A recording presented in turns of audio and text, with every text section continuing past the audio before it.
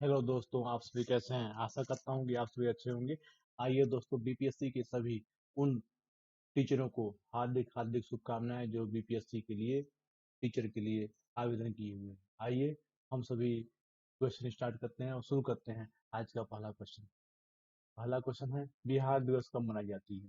तो बिहार दिवस हम सभी को मालूम है। तो जो कि बिहार दिवस जो हमारे सी ऑप्शन है, 22 मार्च को बिहार दिवस मनाया जाता है। तो 20 मार्च ये है। 20 मार्च को हम इंटरनेशनल हैप्पीनेस डे मनाते हैं। 21 मार्च को हम कविता दिवस मनाते हैं। क्या मनाते हैं? 21 मार्च को तो कविता दिवस मनाते हैं। 22 मार्च को तो बिहार दिवस मनाते ही मनाते हैं। 25 मार्च 25 मार्च जो है, अगर परीक्षा में पूछ दे कि 25 मार्च को क्या मनाया जाता है, तो 25 मार्च को हमें मालूम होना चाहिए कि जो कृषि वैज्ञानिक थे नॉर्मल बोरलॉग का जन्म हुआ था 25 मार्च। तो आइए हम नेक्स्ट क्वेश्चन की तरफ चलते हैं।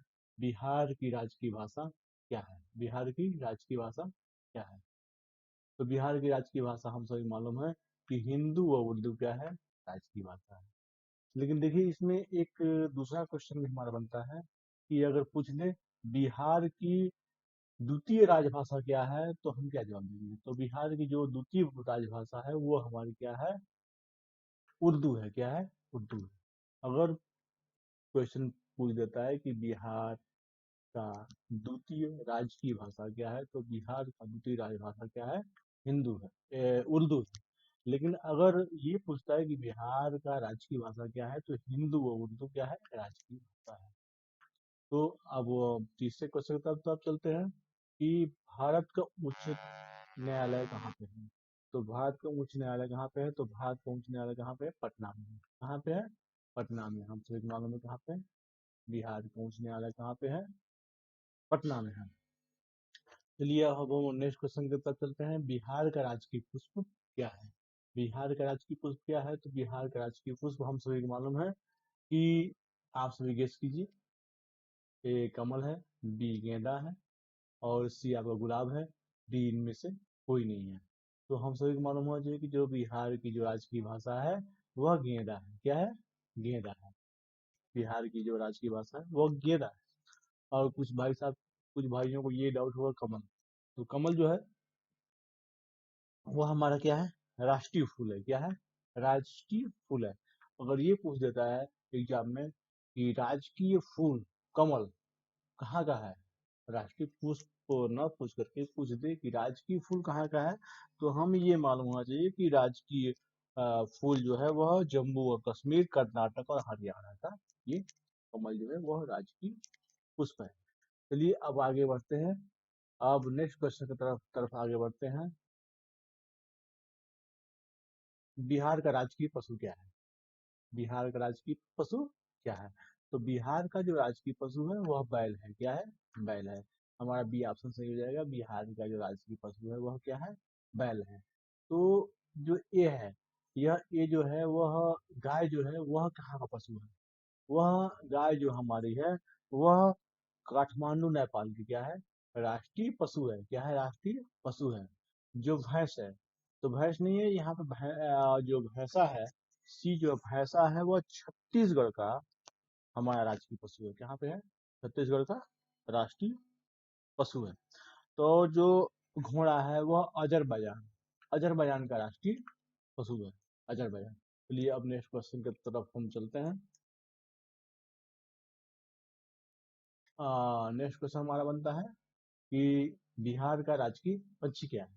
तो बिहार का राजकीय पक्षी क्या है? तो ए हंस, बी मुर्गी, सी कोयल, डी गौरैया।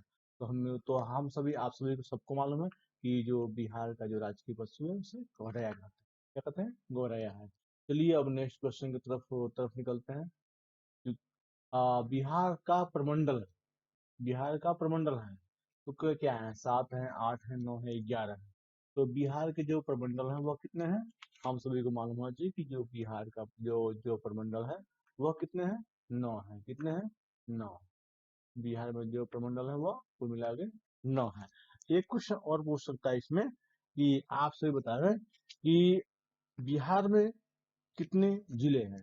तो बिहार में पूरे मिला के कितने जिले हैं? 8 जिले हैं और 9 प्रमंडल हैं। एक और क्वेश्चन पूछ सकता है इसमें कि ये बताइए कि बिहार में कुल राजस्व गांव कितने हैं?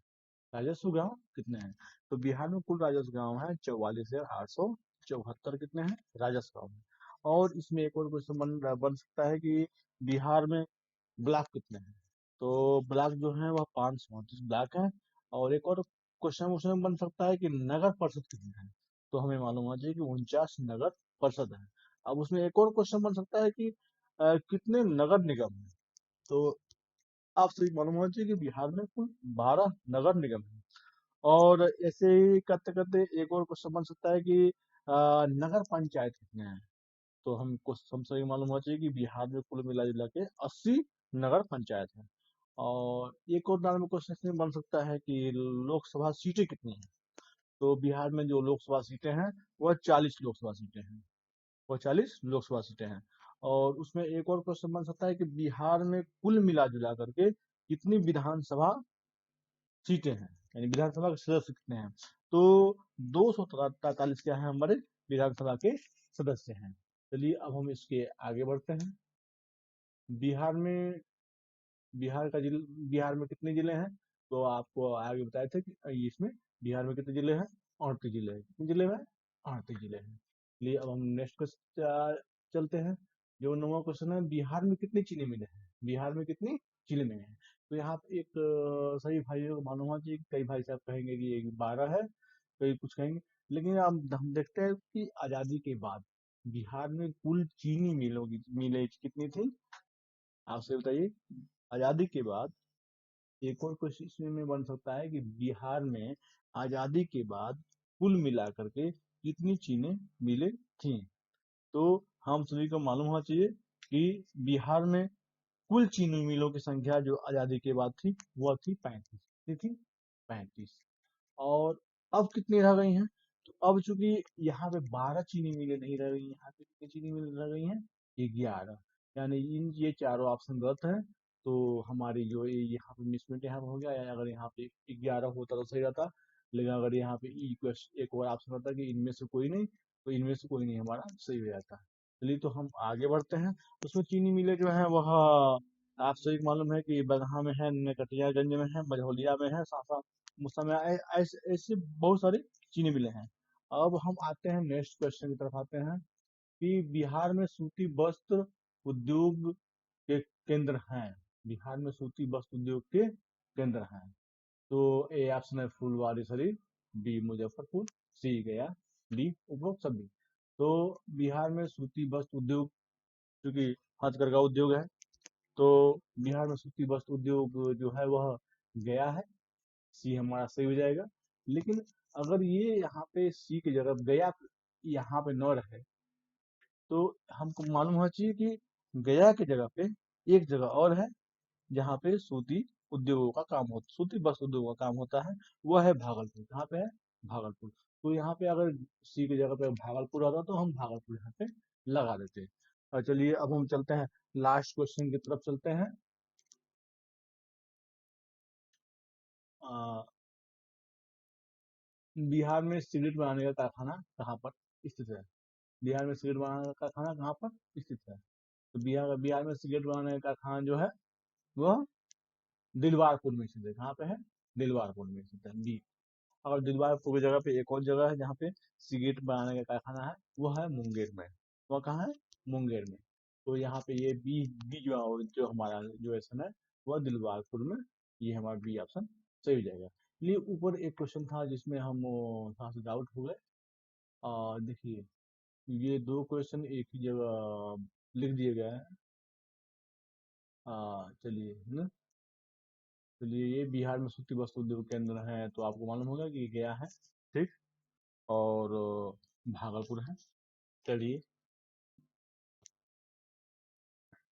चलिए अभी चलिए ठीक है भाइयों, नमस्कार, गुड नाइट। अब हम मिलते हैं नेक्स्ट, कल मिलते हैं इसी टाइम रात के 10 बजे। और आशा करते हैं कि आप सभी अच्छे होंगे। Good night. और कल अपन से ऐसे ही कुल मिला 10 क्वेश्चन लेके आएंगे। 10 क्वेश्चन में कम से कम हमारा ये रहेगा, कम से कम मैं आपको 10 क्वेश्चन के माध्यम से कम से कम मैं आपको 40 से 50 क्वेश्चन मैं आपको टच करा सकूं। और ऐसे ही डेली बाय डेली मैच